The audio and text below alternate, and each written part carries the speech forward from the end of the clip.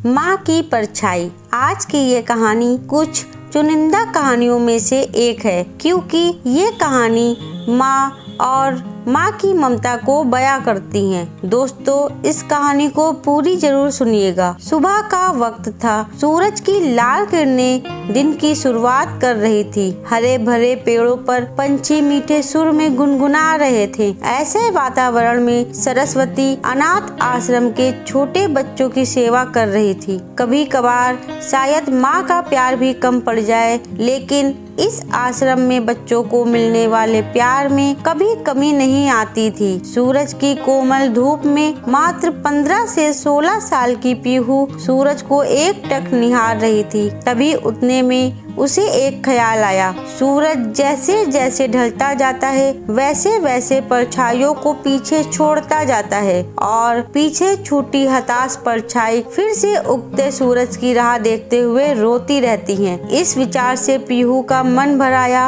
और उसे अपनी माँ की याद आई। तभी वह अपने मन ही मन में बोलने लगी, माँ, मुझे याद नहीं कि मेरे पापा मुझे छोड़कर कब भगवान के पास चले गए, पर तुम ही मुझे कहती थी ना कि बेटा, तू 1 साल की थी तब तेरे पापा को कैंसर की बीमारी थी। इस वजह से तेरे पापा भगवान के घर चले गए, लेकिन तकदीर की लड़ाई में मैंने हार नहीं मानी। पीहू बेटा, मुझे तेरे साथ यह कठिन दुख की लड़ाई जीतनी है, इसीलिए मैं तेरी परछाई बन तेरे लिए जो हो सके वह करूँगी। वक्त आने पर मैं लोगों के घर के काम भी करूँगी, पर तुझे बहुत पढ़ाऊंगी, तुझे बड़ा बनाऊंगी। मैं तेरे पापा के सपनों को वास्तव में लाऊंगी। तेरे पापा की बहुत इच्छा थी कि हमारी छोटी सी पीहू बड़ी होकर पायलट बने, लेकिन जिंदगी में ऊंचा उठने के लिए तेरे पापा से तेरे पंखों को मिलने वाली ताकत तेरे पापा के जाने से टूट गई। लेकिन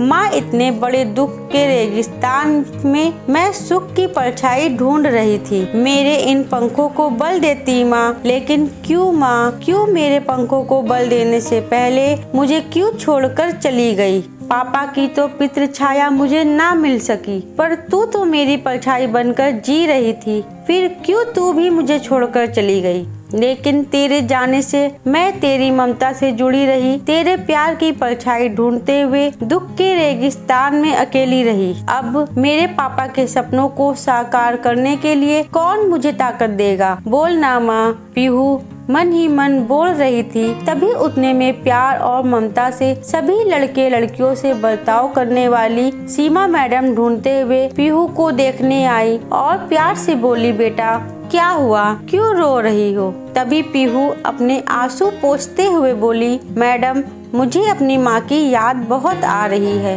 तभी सीमा मैडम ने पीहू को अपने सीने से लगाया। वह बोली, देखो पीहू बेटा, ऐसे नहीं रोते। मुझे पता था तुम्हारी माँ तुम्हारे लिए प्यार और ममता की परछाई थी, लेकिन उसे भी भगवान ने ले लिया। पीहू, जिंदगी और मौत किसी के बस में नहीं होती। पीहू सीमा मैडम की तरफ देखते हुए बोली, मैडम, भगवान भी कितने कठोर दिल के होते हैं। जब मैं छोटी थी तब मेरे पापा कैंसर की बीमारी से चले गए और अभी कोरोना के काल में मेरी माँ की बेस्ट फ्रेंड रमा आंटी एक दिन के लिए हमारे घर आई। तभी माँ को कोरोना हो गया और मेरी माँ गुजर गई। वह मुझे छोड़कर चली गई। मेरे जीवन में परछाई बनकर रहने वाली मेरी माँ मुझे अब दिखाई ही नहीं देती। पीहू की यह अवस्था देखकर सीमा मैडम की आंखें भर गई। फिर भी सीमा मैडम पीहू को दुख भरे स्वर में बोली, यह देखो पीहू बेटा, जिस टाइम तेरे गांव के सरपंच ने तुम्हें इस आश्रम में लाया, तब उन्होंने तुम्हारी जिंदगी की सब कर्म कहानी मुझे बताई थी। इसी कारण से मैं तुम्हें अकेले नहीं छोड़ती हूँ, लेकिन इसके आगे मैं तुम्हारी माँ बनकर, तुम्हारी परछाई बनकर जिंदगी जीना चाहती हूँ। ऐसे बोलकर सीमा मैडम ने पीहू को अपने बाहों में भर लिया और रोने लगी। सीमा मैडम को सीने से लगाकर पीहू को ऐसा लगा जैसे उसकी माँ की खोई हुई परछाई सीमा मैडम के रूप में फिर से उसका साथ देने आ गई। दोस्तों, आपको हमारी यह वीडियो कैसी लगी हमें कमेंट बॉक्स में जरूर बताइएगा। कहानी अच्छी लगी हो तो वीडियो को एक लाइक कर दीजिएगा। साथ ही चैनल पर नए हो तो चैनल को सब्सक्राइब करना ना भूलें। तब तक के लिए राधे राधे।